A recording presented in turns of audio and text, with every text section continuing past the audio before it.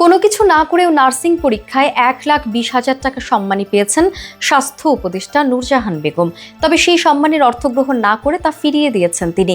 Office সময়ে কোনো সভায় যোগদানের জন্য সম্মানী না নেওয়ার জন্য কর্মকর্তাদের নির্দেশনা জারি করেছেন উপদেষ্টা মোহাম্মদ ফাউজুল কবির খান। এই নির্দেশনার বিষয়ে জানতে চাইলে তিনি বলেন, কোনো জিনিস চাপিয়ে দিলেই হয় না, আমি করেছি, নূরজাহান আপা যদি মনে করেন তিনি করবেন।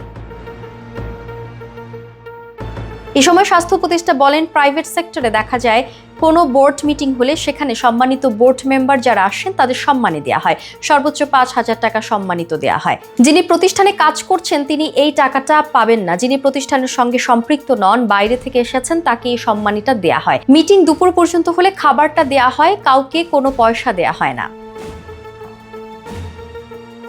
তিনি বলেন, এখানে এসে দেখলাম নার্সদের পরীক্ষার সঙ্গে যারা সম্পৃক্ত তারা খাতা দেখলে সম্মানী পাবেন, কিন্তু দেখা গেল নার্সিংয়ের ভাগ হিসেবে আমার কাছেও চলে আসলো 1,20,000 টাকার মতো।